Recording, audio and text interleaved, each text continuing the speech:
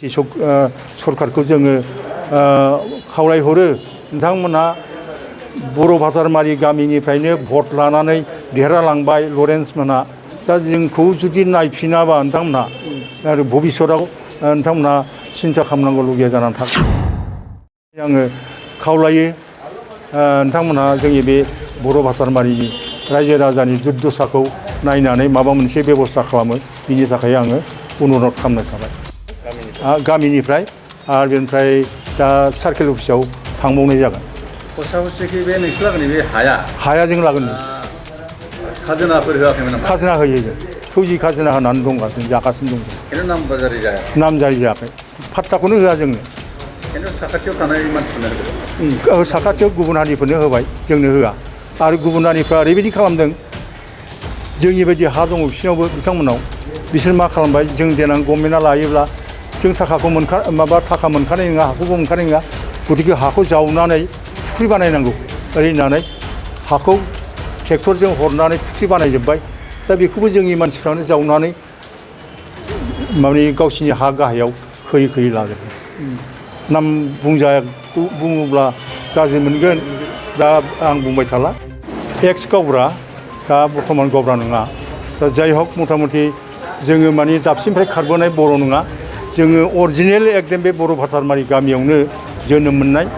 आंनि बैसोआ दा 80 बोसोर बैसो जाबाय आं उन्दैनिफ्रायनो बे जायगायाव नुबोदों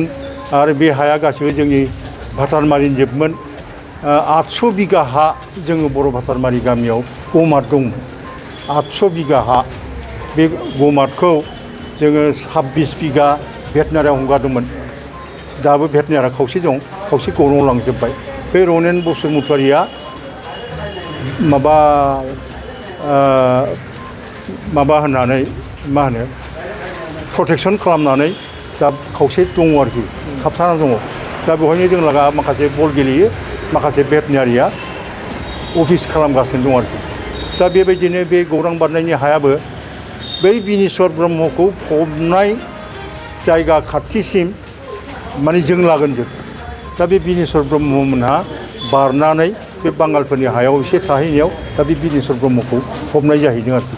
बे बिनेस्वर ब्रह्मखौ फबनाया बांगाल जाफर बोराइनि हामोन आरोखि जों मिथिनायाव दा बेबायदिनो बे हाया गासिबो जों लागोनजोबमोन कालचार कमप्लेक्सखौ जों हंगारबाय 60 बिगाल' होनना बुंदोंमोन 60 बिगायाव बोरैबा रेवाया 120 बिगा ना बेसेबांबा लादों आरोखि जाय हक मथा मथि जों बेवहायबो साख्रि मोनाखै ओरैनो हाखौल' हंगारना होनाय जाबाय आरो बेनिफ्राय जों थुरिलस हंगारना होबाय बेवहायबो जोङो 20 बिगा लादोंमोनसो दाना मा जाबाय बाउन्डारि होनो हाथ'वा होननानै 12 बिगाल' लादों 12 बिगा लानानै दा 12 बिगाफोर दङ गावसिनि नामाव एलटमेन्ट खालामनानै लायाखै दा बे हाखौ NLFDफ्रा दखल खालामनानै दङ दा बे हाखौबो नैबे दानि डिसि बांला खालामगोनाव बेखौ सुफादों होननाय खोनादों आरोखि बिथांमोननिफ्राय जों खोनायो आरोखि खावसे लादों सुदों बेखौ जों खोनायो दा बेबायदिनो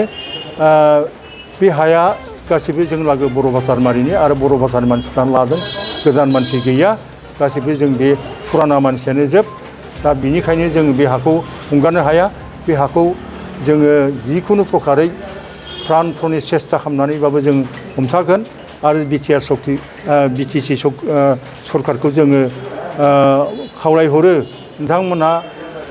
बर' भासारमारि गामिनिफ्रायनो भट लानानै देरहालांबाय लरेन्स मोना दा जोंखौ जुदि नायफिनाबा नोंथांमोना आरो भबिष्यताव नोंथांमोना सिन्था खालामनांगौ लगिया जानानै थागोन बिनिखायनो आङो खावलायो नोंथांमोना जोंनि बे बर' भासारमारिनि रायजो राजानि दुर्दशाखौ नायनानै माबा मोनसे बेबस्था खालामो। नोंथांमोनहा JNM NM नार्सिं फरायनो गोसो दं नामा? जुदि गोसो दंबोला थाबैनो क'क्राझार SAM कलेजाव मुं थिसनदो। बे फरायसालियाव 2 निफ्राय 3 बोसोर नार्सिं फरायनायनि मोजां खाबु दं। जुदि गोसो दंब्ला थाबैनो 9854550697 एबा